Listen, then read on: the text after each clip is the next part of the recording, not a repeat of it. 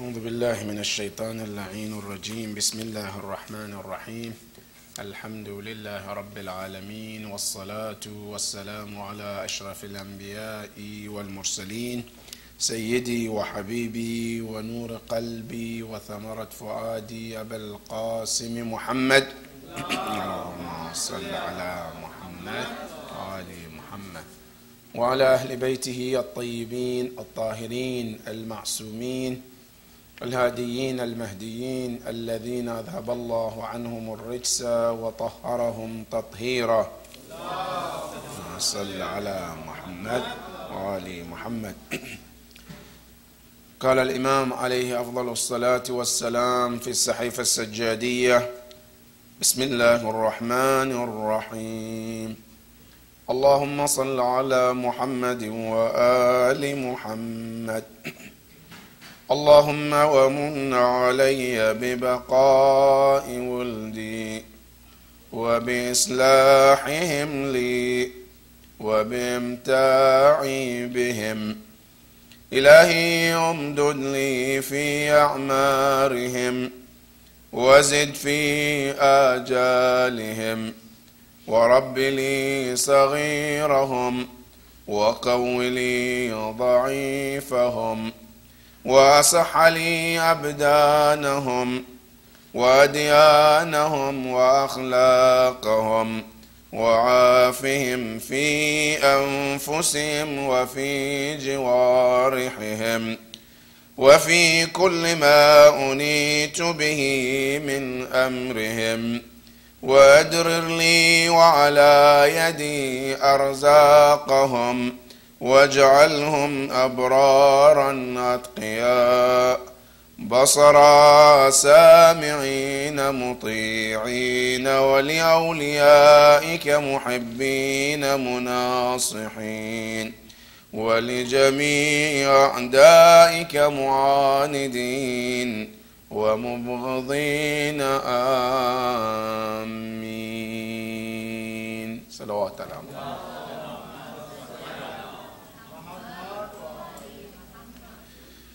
My dear brothers and sisters, Assalamu alaikum wa rahmatullahi ta'ala wa barakatuh.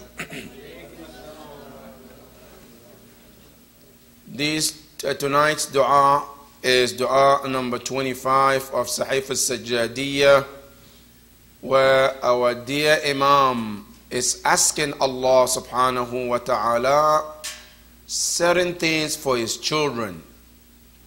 But basically this is for us.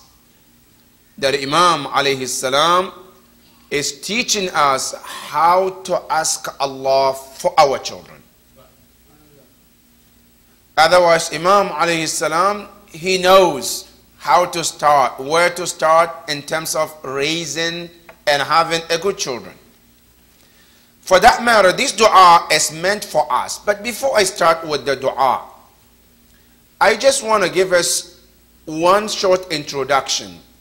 And that is, how can one have a successful, a good child that every father or every mother dream of? Every father and every mother, they want to make sure that their children or the child that they have, boy or girl, is a good child that they are proud of them. And even Allah wants that.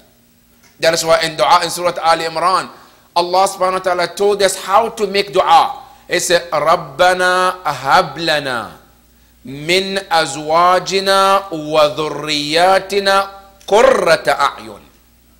Ya Allah, give us a family, a spouses, that when we look at them, they are a delight of our eyes. That is Allah subhanahu wa ta'ala is telling us to make that dua in Surah Al Imran. So every one of us, we want to have a good children. We want to have a good life with our children. But where do we start? And how do we start it? Here comes the question. Here quickly, let me say that when you take a lot of books and you read about where and how do you start raising a child, a lot of books have different opinions. Opinion number one, some books they said if you want to have a good child, you start from the day the child is born. That is one opinion. The second opinion, they say no. You start training your child after they become 7 years old. That is opinion number 2. Opinion number 3, they say no. You start at the age of 14. That is opinion number 3. And so many opinions. But let's ask the aspect. Ahlul Bayt alayhimus salam. Ya Ahlul Bayt, you are the expert in this field. What is your opinion? Where should we start raising our children or training our children so that way we will have a perfect family, a perfect children? Should we start at the 7, at the time of birth, of the 14, or where? Imam Ali said, no, no, no, no, no. To all those we mentioned, he said, none of them is correct. Where do we start? He said, you and I, a father or a mother, you start training your children at the time of choosing a spouse. That is where you have to start. Why? Because most of us at that time, we think about, I want a good wife. I want a wonderful wife. Imam Ali said, don't think about that alone. Think about a good mother at the same time. Because a good wife is going to turn to become what? A mother tomorrow. So it's not just a wife you're looking for. You're looking for a wife and a mother at the same time. So the place of starting is where? It's at the time of choosing spouse. That is from Imam Ali alayhi salam. So if we want to have a perfect children, a good children, that is where we have to start. Now after I choose the spouse, is that all? This is from Imam Ali alayhi salam. He said, then there is another step you have to take. What is the next step? He said, number 2, make sure that you choose a beautiful name for your children. Now, in between the two, choosing a spouse, what to do until the child comes. Also, you go to the hadith, we have so many recommendations from Imam Ali alayhi salam. For example, what day you should get married. All these are like what? I call them extra credit. When you go to school, you know, there is a grade that you're looking for. But there are certain things when you do, it boosts your credit, your grade to go up. The same thing in these things, they also help. Imam Ali told us what to do from the time, even do you know, the day to go and propose. All this is mentioned in the hadith of Ahlul Bayt. The day. When should I go to propose for my son, for my daughter? Imam Ali said, mention the days. Not only that, the time of nikah, the day we should perform the nikah. Even the time our imams mentioned, what time to do it and what time is the best for you. Because all these things, they play a role in having a good child. Now you get the nikah done. When the wife is coming to your house, Imam Ali tells you how to receive your wife on that day. Allahu Akbar. Imam Ali, one of the things, it's not bad to understand, to learn these things. He said, as they bring the spouse home, he said, don't let her get inside the house immediately. What should you do? First, there is dua that you should read before she comes in the house. That is one. Number 2, before she enters the house, he said that you should wash her feet. Allahu Akbar. Now, how many of us were looking at these, brothers and sisters? You know, it's like when somebody's hungry, he's not even thinking about washing hands. Yo, come on and let me eat the food. That's all matters. Now, I got married, walk in. These are all mustahabbat from Ahlul Bayt alayhimus salam, which plays a big role in having a good family in the future. Now, after you wash the feet, what should you do with the water? All these are mentioned in the hadith of Ahlul Bayt alayhimus salam because it plays a big role in them. Now, after the wife comes in, what to do, what not to do, when a child is born, what to do, all these play a role. Now, after you do all these mustahabbat and recommendation, then you come to the dua of Imam Zainul Abidin alayhi salam.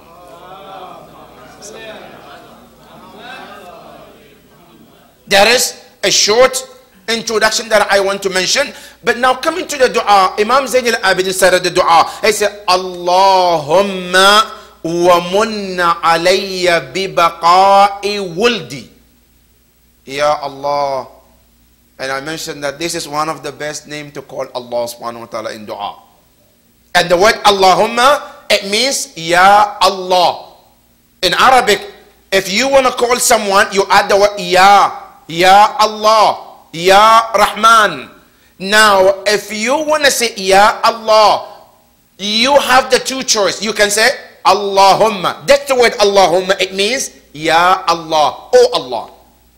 Now, Imam used the word Allahumma wa munna alayya. Ya Allah, grant me bi baqa'i wuldi, by giving me my children to live long. Allahu Akbar. Oh, brothers and sisters, you know this is one of the wish of every parent. Every parent, their wish is my children to live longer. Why? Because a children is the continuation of the life of the father or the mother. Because anytime you see a child of somebody, what happens? You remember them even if they are not alive. That is why Imam said, Allahumma grant me a children who will live long, Ya Rab. And here between the parentheses, brothers and sisters, do you know that this comes to remind us about the tragedy of Imam Hussein, right? That a father have to bury his own children. You know how difficult that is? Then remember the Prophet also, when he was granted sons, but he buried all of them except Zahra salamullah alayhi.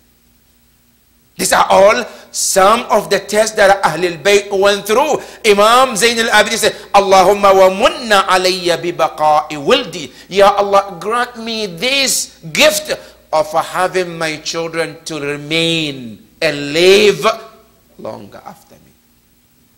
That is the first request. Number two, wa bi islahihim li. Allahu Akbar. Ya Allah, islah. Ya Allah. Meaning islah in Arabic, it means to reform, to change them, shape something the way you want. Like Imam Hussein said on the day of Ashura, Inni lam akhruj asharran wala bataran. And then Adhan says, li talabil islah. Change. Ya Allah, change them for me. Wa bi islahim. He wants Allah to change them for him. And then the third one, which is like Imam is saying this word for us. Wa bi imta'i bihim. And Allah, let me enjoy them before it's over. Enjoy those children. Because, you know, brothers, this word is what we say them every time. Enjoy your kids before it's over. Because as you have them, they are under your care. You see them. You spend time with them. A day will come, they all leave. When they set their lives, they have families. It's not going to be like the same thing when you used to live with them together. Now, Imam says that, Ya Allah, let me enjoy them. And this tells you, see, the word Imam used, al-muta, enjoyment. Meaning what? Ya Allah, let me be happy with them as we live together, and let them be happy with me as we live as a family. Because the key of any successful family is to be happy together. In any family living, brothers and sisters, if the husband is happy, the wife is not happy, that relationship is not going to last. If it's the other way around, the same thing. If the father and the mother, they are happy, but the children are not happy, it's not gonna last. They all have to be happy at one point so that the family can stay together. And that's what Imam is saying. Wa bi imta'i bihim. Let me enjoy them, Ya Allah. Then Imam goes to repeat like the first one. He said, Ilahi, oh my Lord, umdud. Umdud from the word mad means strength. Strength, and give the long life for those children of mine. Umdud fi a'marihim. Ya Allah, stretch their life, give them the long life. Ya Allah, وَزِدْ فِي آجَالِهِمْ, and increase their ajal, their time. Meaning what? Ya Allah, if you made in your ilm that one of them should live 30 years, 40 years, he say, Ya Allah, I ask you to increase. Now here comes to the question, brothers and sisters. Can Allah subhanahu wa ta'ala increase somebody's life after he created him or her and wrote that this person will live for this amount of years? Can Allah increase that or not? Yes, Allah can. And you know one of the things that can change that, brothers and sisters? There are many things that Allah subhanahu wa ta'ala, sometimes he write this child, this person will live for 30 years, 60 years, 100 years, but sometimes Allah change it to increase. And one of the power that has to change that is the dua for the father and the mother for their children. Look how much power Allah has given to the parents, brothers and sisters. A father or a mother, he raises his son. He says, Ya Allah, I ask you to increase the life of my children. Allah increases that. And I'll give you an example that took place. I don't want to take you to Karbala, but just some example just to remember. When Ali al-Akbar went to the battlefield, and the mother made dua, Ya Allah, Ya Radda Yusuf ila abi urdud. Ya oh Allah, who returned Yusuf to his father, return my son to me first, Ya Allah. What happened? He came back to his mother.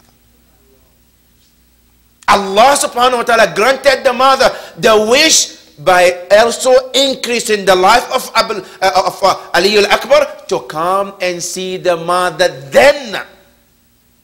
So a dua of the parents is such a powerful, brothers and sisters, that Allah, with those dua, Allah can increase their life. How long? It depends on Allah subhanahu wa ta'ala. So Imam said, وَزِدْ فِي آجَالِ, because every human being, brothers and sisters, they say Allah give us 2 ajal. Every human being, when Allah created us, there are 2 times Allah have set for us in this world. One is called al-ajal al-hatmi. One is definite, it doesn't change. The other one is called ghayru hatmi, which is can be changed. For example, Allah subhanahu wa ta'ala, sometimes he write that this person have to die at this time. Some of them, they don't change. Sometimes he writes them and then he said, but he can die at this time too if some circumstance changes. It's called ghayru hatmi. Now this ghayr hatmi, the changeable time, you and I can influence that. One way is dua of the parents, as we mentioned. Number 2 is sadaqah. Sadaqah can change that too. If a person gives sadaqah for long life, it can. Number 3, dua for yourself. When you make dua, Allah can change that too. And so many as well. So Imam said that, وَزِدْ فِي آجَالِهِمْ, Ya Allah, I ask you to increase their lifetime. Let them live longer. وَرَبِّ لِي صَغِيرَهُمْ, if there is a small young ones among them, Ya Allah, I want you to nurture them. Rabbi li saghirahum. Ya Allah, smaller ones among my children, Rabbi, me from the word tarbiyah, nature them to get them to reach to their perfection level. And that's the word Rabb. Nature them and lead them to live the life till they reach to the goal of their own. Wa qawwili dha'ifahum. If sometimes in the family one child is weak in everything, maybe they are not smart, they're weak in terms of body because of sickness, Imam said, وَقَوِّلِي ضَعِيفَهُمْ. A weak among them, make him be stronger. Because you know, brothers and sisters, Allah subhanahu wa ta'ala himself, he loved the stronger people. Even in the hadith, they said that if you have 2 mu'min, one mu'min is a weak mu'min, the other one is a strong mu'min, Allah said, I prefer a stronger mu'min. That is why it's good sometimes to go to gym. Sometimes it's good to play soccer, to keep yourself on feet. And let me say, this is not just I'm saying. Imam Ali, do you know that he talked about this in Dua Kumail? Imam Ali alayhi salam, in dua command that we read, you know, sometimes we need to go deeper into the dua we read, because our du'as, everything is in there. Imam Ali alayhi salam, he talks about what? About sports in dua command. Where? Allahumma qawwi ala khidmatika jawarihi washdud ala al-azimati jawanihi. He said, Ya Allah, make my body parts to be stronger in your service. Qawwi ala khidmatik. Jawarih is every part. My hands, my legs, my head, make them be stronger. So that way I can be stronger when it comes to serving you. Because trust me, brothers and sisters, we all want to be soldiers of Imam al-Zaman. Do you think Imam al-Zaman is going to come and pick weak people? He wants strong people too. He wants people who can stand in the battlefield and fight for the cause of Allah with the muscles. So it's good to keep the shape. Soccer, sometimes a basketball, it doesn't matter. I'm 80, 90, 100. Please do as much as you can to keep yourself on feet. And that is what Imam Zayn al-Abidin is talking in this dua. وَقَوِّ لِي ضَعِيفَهُمْ. Make the weaker one among my children to be stronger, Ya Allah. وَأَصَحَّ لِي أَبْدَانَهُمْ. And make their body always healthier. And here comes what? Eating healthy too. That you want to be healthy, you have to watch what you eat. And Imam Ali alayhi salam, in one of the hadiths also he mentioned in Nahj al-Balagha, he said, Al-Batnatu Baytud Da. He said, our stomach is the house of all diseases. But you know, say what? Wal-Himyatu Ra'su Kulli Dawa. He said, the best medicine is to protect what you eat. Allah, can you find any diet better than this? Now you go to somebody, you say, okay, I need a diet. Somebody have to write you this, buy this for. Now Imam Ali is giving you free diet in Nahj al-Balagha. He said, if you want to keep shape, he said, always watch what you eat. Because our stomach is the house of all diseases. And the best protection is you guard what you eat. And you go, not only that, brothers and sisters, you go to even deeper in that. Imam Ali alayhi salam, he tells us, now tonight is not about healthy food and diet, but this is like a side dish. You know, Imam Ali alayhi salam said, do you want me to tell you something that if you do, you would not need to see a doctor in your life? What are they, Ya Amir al-Mu'mineen? Imam Ali alayhi salam said, La taq'udu ala ma'ida illa wa anta jaw'an. Never sit at the table of food unless you're hungry. That's the first thing. You know, sometimes, mashallah, we want to eat for the sake of eating. Imam Ali said, don't sit at the table of food unless you are hungry. That's number one. Number two, he said, and do not leave the table while you are full. Leave the food while you're still willing to eat more. You know what that means? Meaning, eat as less as you can. In one hadith of Imam Zafar al-Sadiq, he even come to explain. He said, divide your stomach into three. He said, whatever you eat, he said, put in one part of the 1/3 and then keep the 2/3 empty. That is Imam Ali. That's number two. Number three, he said, وَجَوِّدَ الْمَضْجِ. Whatever you eat, he said, chew it properly. Now question, Ya Amir al-Mu'minin, how much is properly? You know what he said? He said 40 times. When you put your food in your mouth, he said chew it 1, 2, 3, 4, up to 40, then you can swallow. And listen, brothers and sisters, do you know that if you chew the food 40 times before you swallow, it helps you to eat less. Allahu Akbar. What a diet. And free of charge from your imam. There is no co-pay. There is nothing. Free. But we are not using it, brothers and sisters. This is from imam. And when did he discover it? More than 1,000 years ago. That is Imam Ali alayhi salam. Number 4, he said, وَلَا تَقْعُدْ. Do not go to bed unless you do 2 things. He said, 1, make sure you drink a lot of water.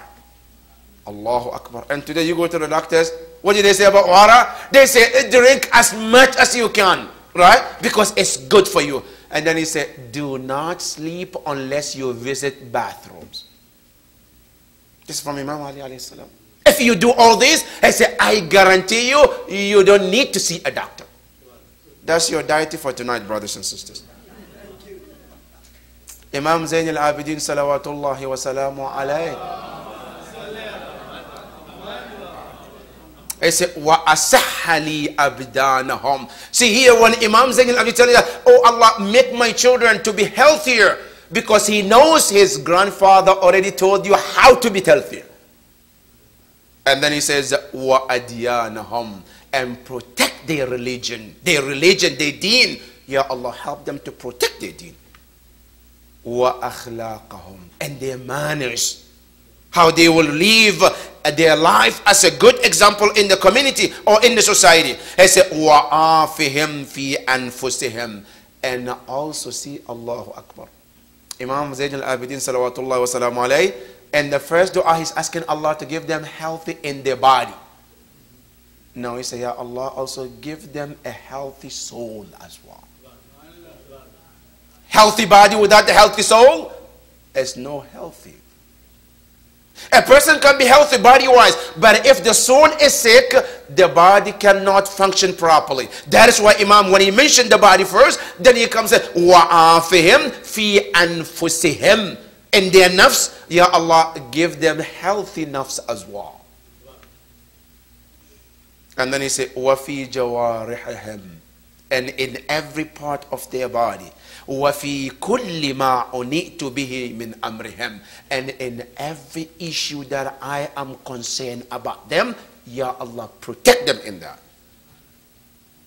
Then he goes now, he said, وَأَدْرِرْ لِي وَعَلَى يَدِي أَرْزَاقَهُمْ. Ya Allah, send down like rain their sustenance in my hand, so I can take good care of them. Ad-darar, Ya Allah, send me their rizq, their sustenance. And here tells you that the rizq is where? Is from Allah subhanahu wa ta'ala. Sometimes we worry about what to do, what can I do to take care of my children. Yes, I'm not saying that we shouldn't plan. Planning is good. But you plan and you leave everything to Allah, because He is the best planners.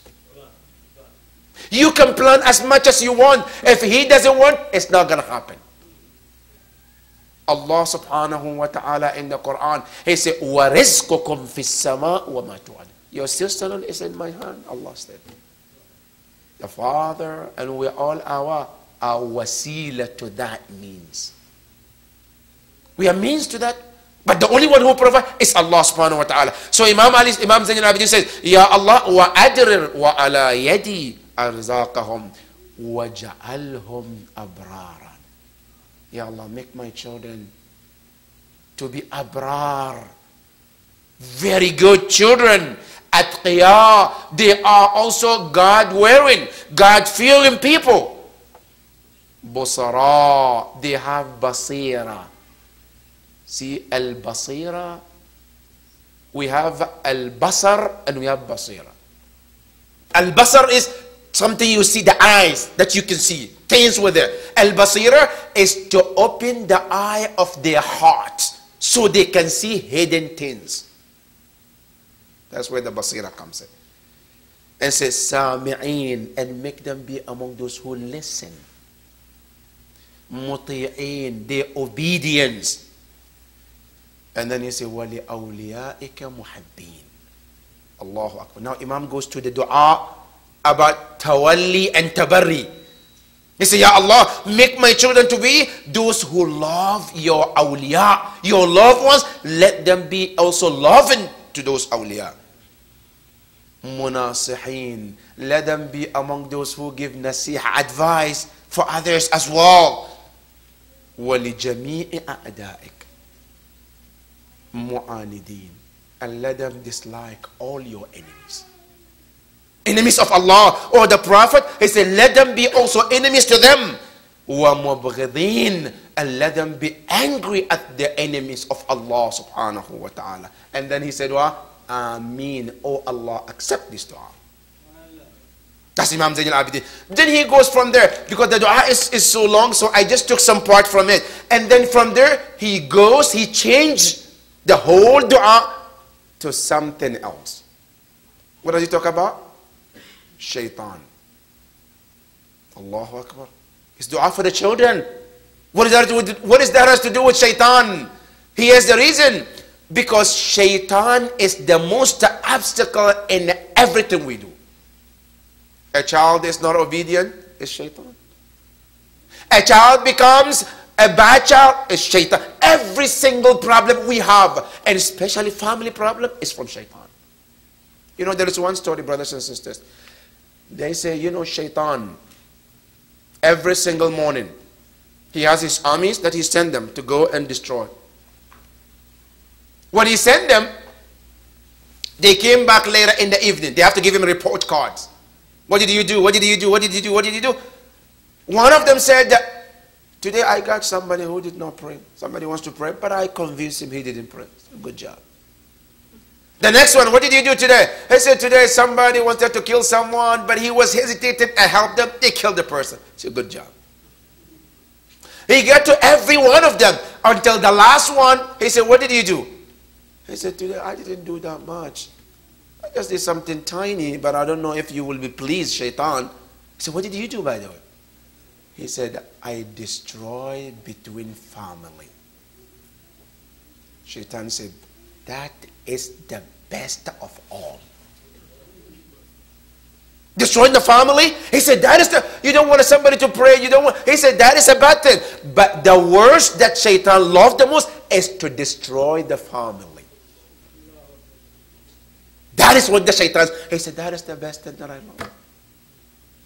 That is why you see Imam here, when he channeled the dua to shaitan, because he knows every family, when a child is not obedient, when a family is having problem, all goes back to shaitan. And what did Imam said? He said, وَأَعِذْنِي, and protect me. I seek refuge, Ya Allah. وَذُرِّيَّتِي, and my family, مِنَ الشَّيْطَانِ الرَّجِيمِ, from the outcast shaitan. فَإِنَّكَ خَلَقْتَنَا, Ya Allah, you created us. وَأَمَرْتَنَا, and you commanded us. وَنَهَيْتَنَا, and you asked us also to stay away from things. وَرَغَّبْتَنَا ثَوَابٍ, and you encourage us to love your reward.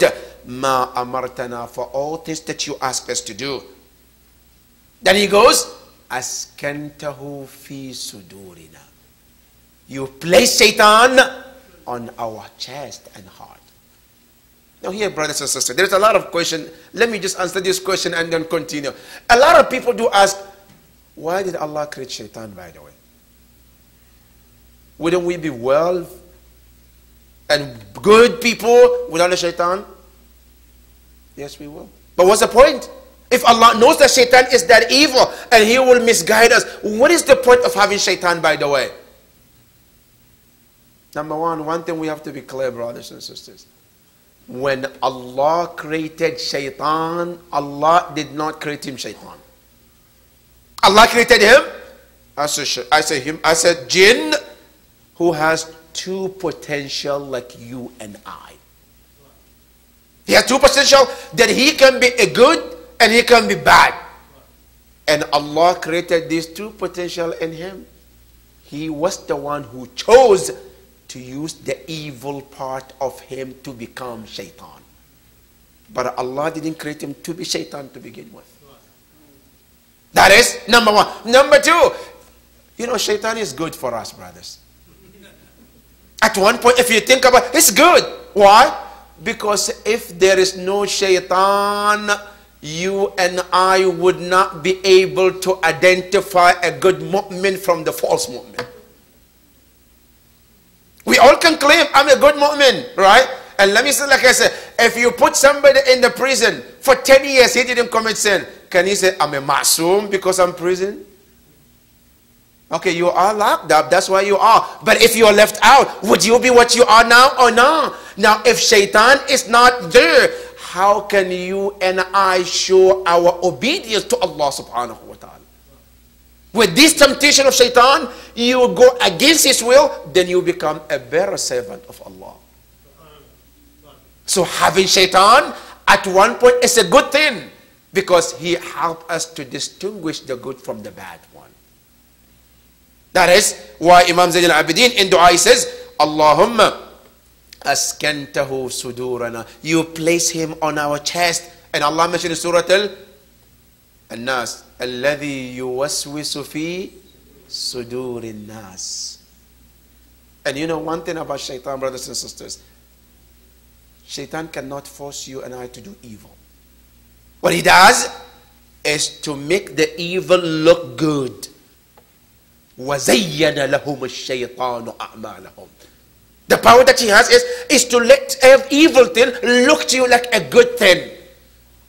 And then what? And then he calls you to act upon it. But he can't force you to do something. That is number one. Number two, one of the power that shaitan has is that he can also walk through our blood and veins. He can come in the front, at the back, left and right, everywhere he can come if he wants to. But guess what? The more closer you become to Allah, the better off you are without shaitan. That shaitan cannot hurt you. He cannot hurt a person the closer you become to Allah subhanahu wa ta'ala. That's why Imam Zayn al-Abidin said, وَأَجْرَيْتَهُ مَجَارِي دِمَائِنَا. And you put him in a place where our bloods are running and floating. He said he can go through that as well. And then he said, لَا يَغْفُلُ إِنْ غَفَلْنَا. He doesn't become unaware when we are unaware about things. Shaitan always in the fight, brothers and sisters. Do you know, when we are even asleep, shaitan doesn't leave us alone. Sometimes you're sleeping, but shaitan still works on you. The evil dream that sometimes we see is from shaitan. That is why before we go to bed, they say, read Qul huwallahu ahad, Qul a'udhu birabbil falak, Ayatul Kursi, for protection. Because even while you're sleeping, shaitan is still battling with you. You are awake, his battle. You are standing, his battle. You are sitting, you are walk. Every situation you find yourself in, shaitan is still working. And that is why Imam says, La yakfulu in ghafalna, wala yansa in nasina. He doesn't forget us just because we forgot. Always on task. Imam then continues, says, yu'minuna iqabak. He always guarantee us your punishment. He always tries to make us feel like we're safe from your punishment. وَيُخَوِّفُنَا بِغَيْرِكَ. And he always makes us to be scared of others instead of you. I say, إِنْ هَمَمْنَا بِفَاحِشَةٍ شَجَّعْنَا عَلَيْهَا. Anytime we want to do something evil, he encourages us. Help us to do the evil. وَإِنْ هَمَمْنَا بِعَمَلٍ صَالِحٍ. If we want to do something good, ثَبَّطَنَا عَنْهَا. He discourages us. That's all from shaitan, Imam said. Then he says, Allahumma faqhar sultana. Oh Allah, defeat his control on us. Hatta tahbisahu anna bikithrat ad-du'a. Until you keep him away from us because of our so many du'as. He said, فَنَسْبَحَ مِنْ كَيْدِهِ فِي الْمَعْسُومِينَ. Until you put it in their form of infallibles. Like until we become infallibles, he can't push us to commit sin. And you know when is that? Every one of us were subjected to their plot of shaitan. You know, different levels that we have in Islam. One is level of Islam, Muslim, Mu'min, Muttaqi, Muhsin, Mukhlis, Muqarrab. All these levels, if you are in any one of them, shaitan can still deceive you. Shaitan can still influence until you get to one level. That level Shaitan cannot get into that level. As soon as you get in that level, it's like you have insurance from Shaitan, from Allah, that Shaitan cannot come in that level. And that level is called Mukhlas. Allah subhanahu wa ta'ala told Shaitan from day one when Allah kicked him out, He said, I will misguide all your servants. Allah says, Illa ibadakal mukhlasin. Except the servant who are in the level of mukhlas. As soon as you get in that level, then you don't have to worry about Shaitan. It's like a crew level. When you get to that level, now Shaitan cannot even stop you or even come to deceive you in one way or another. Then the last part of the dua, which is more interesting, brother. Imam Zain al-Abidin alayhi salam. Allah. He said, Allahumma a'atina jami'a dhalika bitawfiqik wa rahmatik. All what I ask you, he said, Allah, give them to me with your tawfiq. Allahu Akbar. That's what to tell us that everything happens in our life. Every good thing that happens in our life is all tawfiq from Allah subhanahu wa ta'ala. In other words, Imam wants to tell us that this is what I ask you, Ya Allah, not that because I deserve it, that's why I'm asking us right. No, I'm asking because I want your tawfiq and your mercy. Because sometimes when we ask something, we ask like it's our right. Allah, you have our right, give us back. No, Imam is telling us that whatever I'm asking you, Allah, is a favor I'm asking, not because I deserve any one of this, but all is out of your mercy. And that is what he says, بِتَوْفِيقِكَ وَرَحْمَتِكَ وَأَعِذْنَا عَذَابَ السَّعِيرِ, and protect us from the fire of Sa'ir. وَأَعْطِي, and here's the most important part, وَأْطِ جَمِيعَ الْمُسْلِمِينَ وَالْمُسْلِمَاتِ. He said, whatever I ask for my children, for myself, he said, provide the same thing to all Muslims. Allahu Akbar. That in his dua, he's not just asking for him. No. He is also remembering others too. He said, whatever I ask, all the good things I want for my children, he said, I want you to give all Muslim, whom? Male and female. وَالْمُؤْمِنِينَ وَالْمُؤْمِنَاتِ. And female believing women, and with believing women, and believing men as well. And then he said, مِثْلَ الَّذِي سَأَلْتُكَ لِنَفْسِي وَلِوَلْدِي. The same thing I ask for myself and for my children. Not more or less. This comes to us on hadith of Imam Ali alayhi salam. لا يؤمن أحدكم حتى يحب لأخيه ما يحب لنفسه. None of you become a true mu'min until you wish or want for others what you wish for yourself. A true mu'min is when you ask something for yourself, you wish the same thing for others. I want this for myself. Allah give every mu'min the same thing. That is the sign of mu'min. And that is what the Imam is teaching us here.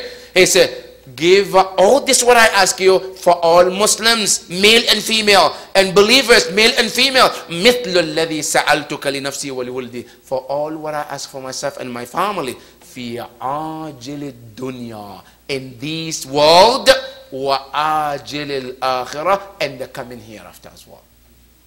Everything that I ask in this world and the hereafter, provide for me and all mu'minin as well. And then he said, إِنَّكَ قَرِيبٌ. He said, indeed, you are very close. Mujib, and you are also responding. And then Sami', and all hearing, and Alim, and all knowing. Allah, these four qualities that he mentioned about Allah is amazing. Number one, he said, Qareeb. And then he said also Mujib, Sami', and Alim. Every one of them. Because why Qareeb he mentioned after that? Because some of us, we think Allah is too far. When we make dua, we have to scream. Imam said, no, Innaka Qareeb. I know you're close to me, Ya Rabbal. And then he said Mujib, because sometimes when they ask Allah, they don't see result, they think Allah doesn't hear them. They think Allah doesn't respond. Imam said, Mujib, you answer all the calls. And then he says, Sami', You also hear us as we speak. And then also Alim, all knowing about whatever is going on. And then he said, Afawun Ghafoor. Afaw, you're all forgiven. And then he said, Ra'uf, all merciful. And Ra'uf, all compassionate. Wa Rahim, and all forgiven and merciful. And then he said, Wa Atina. He ended with the ayah from the Quran. He said, Rabbana Atina fid dunya hasana wa fil akhirati hasana wa qina adhabanna. Oh Allah, give us the best of this world and give us the best of the akhirah, and then protect us from your punishment. You know why this ayah? Because sometimes some people, they have the best of this world, more than you can think of, but they don't have anything in the akhirah. Fir'aun, he had everything you can think of. Namrud, Karun, they have the power, money, everything you can think of. But do they have something akhirah? Zero. They don't have anything. Some people, they had everything in the akhirah, but in this world, they didn't have anything. They suffered, they went through Allah, but the akhirah, they have everything. And some people, they have both of them. Like Sulaiman alayhi salam. He had everything you can think in this world. And then he had also akhirah as well. And that is the best. That's why Imam at the end, he said, give us the both good of these two worlds. May Allah subhanahu wa ta'ala help us, Ya Rabbal Alameen, to have the best children that we dream of, Ya Rabbal Alameen. Ya Allah, we ourselves and our children, Ya Allah, keep them on the right path, Ya Rabbal Alameen. Let each one of us, Ya Rabbal Alameen, know the right of one another, and let us be the good children for our parents, Ya Rabbal Alameen. And Ya Allah, we ask you, let our children be also an example for other children, Ya Rabbal Alameen, and keep them on the right path, Ya Rabbal Alameen, and put the mercy of the parents in their heart to know and love and care for the parents, Ya Rabbal Alameen. Wa sallallahu ala Muhammadin wa ali Muhammad. Allahumma salli ala Muhammad wa ali Muhammad. Family, okay. Fatiha. Bismillah ar-Rahman ar-Rahim. Alhamdulillah Rabbil Alameen. الرحمن الرحيم مالك يوم الدين إياك نعبد وإياك نستعين اهدنا الصراط المستقيم صراط الذين أنعمت عليهم غير المغضوب عليهم ولا الضالين اللهم صل على محمد وآل محمد. Now we have some time for a few questions. I think maybe 5 minutes. Any question? Yes, sister. How do you get to the Mukhlas level? Sister's asking, how do one get to the level of Mukhlas? Number one, all those levels, they are like steps. You can't jump one step to another. You have to go from one step to another. When you finish this level, you get to one level. That's how you go until you get to the level of Mukhlas. And the best thing one can get through the level of Mukhlas is to go and start, because as we mentioned today in the khutbah, every level, Allah subhanahu wa ta'ala has mentioned the qualities of them. That if you do A, B, C, D, then you are a Muslim. If you do C, D, E, F, then you are a mu'min. If you do this, you are this level. So if a person follows this procedure, from one level you become another, and another level you become another. But the thing is, one simple important thing about what gets one from the level to level of Mukhlas is when a person, everything that they do is purely just for the sake of Allah. No self, no others involved. Everything that you do, if it's pure for the sake of Allah subhanahu wa ta'ala, for His pleasure, that is what gets you in that level of Mukhlas. Yes.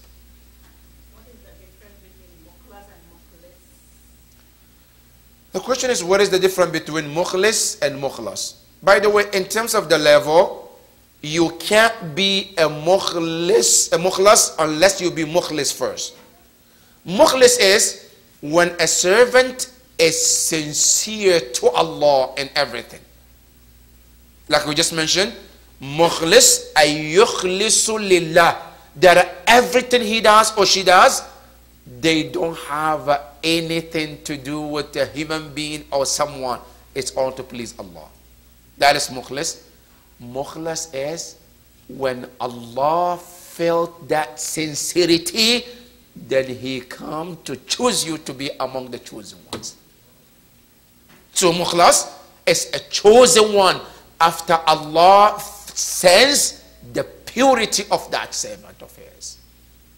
So that is mukhlas. And it's one of the highest level, really. Takes a lot. Yes. Yes, please. Just to put things in relevance, so whatever you talked about dua for children, Yes. from parents, same thing applies for grandparents too, right? Grandparents can make dua anyway for their grandchildren. Absolutely the same thing. In Islam, a grandfather and higher, they all consider fathers as well. They consider parents as well. That is why even in Islam, when a person passes away, grandparents, they inherit too. They are considered parents, they consider family as well. So even in Islam, when you go to the chapter of inheritance, they have, what they call it, the first class, the second class, and the third class. The second class is the grandparents. So they also consider as a parent. So when they make dua, it makes difference, and we should make dua for them too as well. Yes. Can you explain the definition of irfan, and does the Quran talk about that at all, and do our imams practice that at all? The question is, what is irfan? And does Quran talk about irfan? And did our imam practice irfan? The word the irfan, from the word the arafa, to know, to recognize. Irfan means recognition. But the term is used to recognize Allah subhanahu wa ta'ala. When I say arif, meaning a person who is able to recognize Allah subhanahu wa ta'ala. Now, did Quran mention it? Quran from the beginning to an end is all about irfan. Everything that we do is to get to recognize Allah subhanahu wa ta'ala. Namaz, fasting, hajj, zakat, khums, amr bil ma'ruf, all this is to take us to recognize Allah subhanahu wa ta'ala and the creator. That is what irfan is. Now getting to the better that, getting to our imam, do they practice that? Our imams, they are the imams of all urafa that you ever find. Imams, they are the imams of irfan. Now you go to the hadith, our hadith, you see our Imam Ali alayhi salam, he emphasized about, you see for example one hadith, Imam Ali says, Man arafa nafsahu faqad arafa rabba. He who recognizes himself, recognize Allah. That is the irfan. That Imam want to tell you that if you want to recognize Allah, the first step is to know self. Self is a first step to knowing Allah subhanahu wa ta'ala. Every single saint of Imam Ali is nothing but irfan. So yes, our imams, they practice it, and they are the imams of all the arifs. Yes. Yes. Up to what age parents are responsible for the kids' action? A certain age we are responsible. We train everything up to 14, 16, and they try whatever they want to do. Up to what age parents are responsible? The question is what age the parents are considered responsible for the action of their children. Number one, in Islam, nobody is responsible for anybody's action. Allah subhanahu wa ta'ala says, وَلَا تَزِرُ وَازِرَةٌ وِزْرَ أُخْرَى. Nobody carries the sin of another person unless if they play the role for that sin. Meaning, somebody wants to steal, I said, okay, come on, I'll help you out. Then I become what? Partner of that sin. Yes. Then we become what? Partners in that sin. But other than that, if a person goes and does his own thing, he gets his own sin. As when he does something bad, good, he gets his own reward as well. The parents, their responsibility is to give the child the proper upbringing. Until the child reaches to the age of bulugh, when he becomes baligh, from that day of bulugh, he is responsible for everything that he does. If he lies, he is responsible. If he steals, he doesn't pray, he is responsible from then up to the day he dies or she dies. So the parents, their responsibility is from the day the child is born to make sure that the child is brought according to the teaching of Islam until they become baligh. Yes, there are some recommendations that until the parent get them married. Whether it's a boy or girl, you get them married. The day they get married, that is like you're washing your band and now you're on your own. Khuda Hafiz. Yes. Yes, sister. When you say we should recognize the self, can you talk more about the self? Yes. Practically, what does it mean to recognize self? When we say to recognize a self, there are two ways of recognition of self. One is to know that my name is this, my dad is this. That everybody knows that. Even if you have a pet, you can teach them their name. You call them, they come. So anybody, it's not a big deal. That's not what Imam is talking about. A recognition of self is to recognize three important questions. One, where was I before I came to this world? Two, why am I here in this world? Three, where am I going after this world? If you're able to get these three questions, you know yourself. That is the most important thing, how to recognize yourself. That before I came to this world, where was I? When I came here, why am I here? When I finished with this world, where am I heading to? If you get to know the answers of these three, then you have recognized yourself the way you should recognize yourself. And that is what Imam is talking about, the recognition of self in this hadith. Yes. Related to that, it's very easy to understand when you are here, your mission in life. What? What will happen to you depending on your path. But you don't know where were you before this. Nobody knows. How can you know that? No, I think the details we might not know, but we know at one ayah Allah subhanahu wa ta'ala clearly stated, Inna lillah wa inna ilayhi raji'un. We are from Him and to Him we shall return. In falsafa they call it al-qaws, circle. Circle, what does it start with the point, right? Then you started to draw and then you come to where you start before you can get the circle. So us is the same. We started from point here, and as we go through different worlds, we end to that world where we started. And that is from Allah subhanahu wa ta'ala. But to make it shorter, in the hadith they said that every human being that Allah created, every human being, Allah subhanahu wa ta'ala, He wishes that every one of us, whether we like it or we don't, we have to go through 6 worlds. So right now, we are sitting in this center, we already passed 3 and we are in the 4 and there is 2 ahead of us. Some people are still in the first one, some are in the second, some are in the third, and some are in the 5th, but the 6th one is still empty. Because that 6th one is going to happen all together. Now the first one is called Alam al-Dhar or Alam al-Arwah. It's the first time Allah created every one of us. Because we were created at one point together.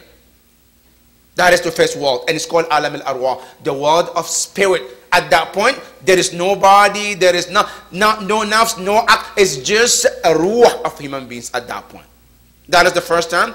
Then from there, we get transferred to the second world, which is called Alamil Aslab, the world of our father's spine.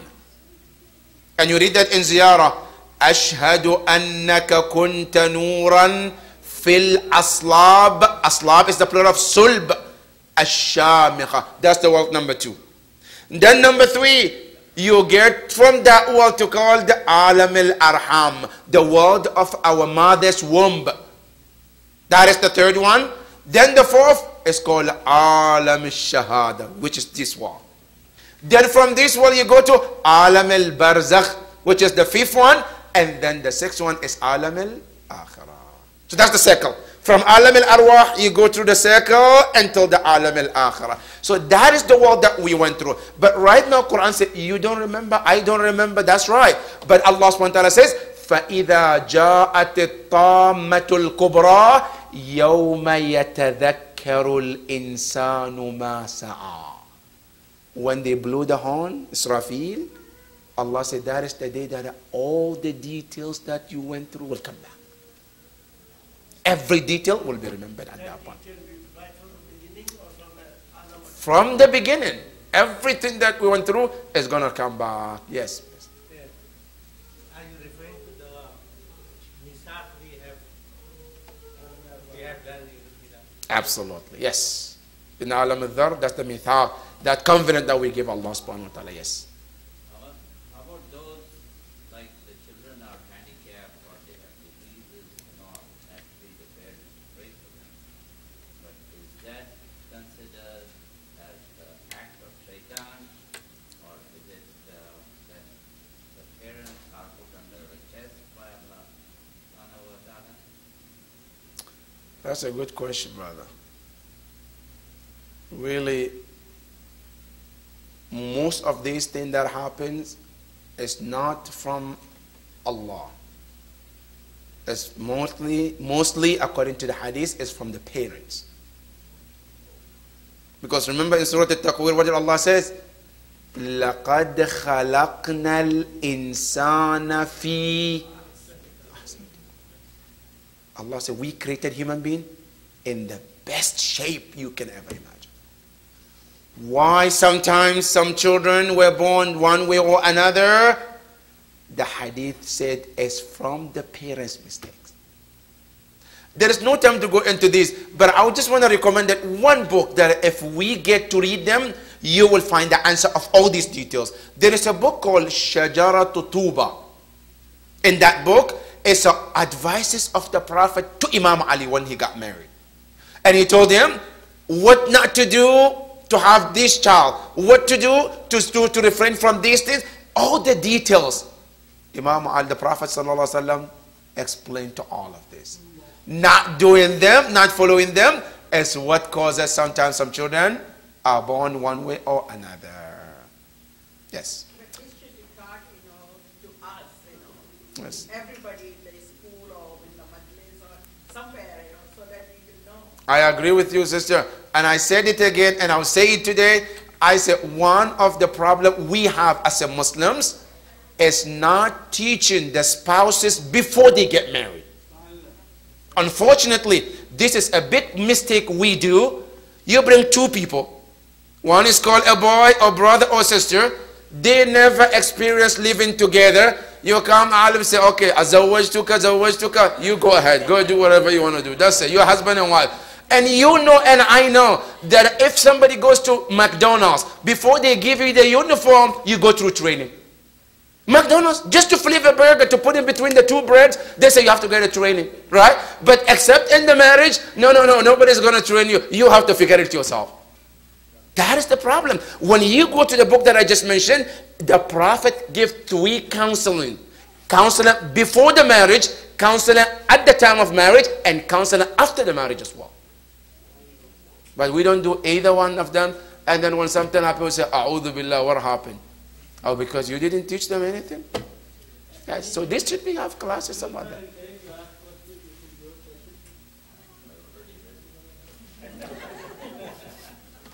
Inshallah, we go. So maybe you should start. I wouldn't mind. Yeah, somebody has to start this. Counseling for Inshallah. Counseling before marriage, at the marriage, and after the marriage. That's right. That's right. I wouldn't mind. I would love to do that. Inshallah. We are all after the marriage that we started. I think you already passed the bridge. Let's deal with those who are coming. Let's save the ones who are coming now.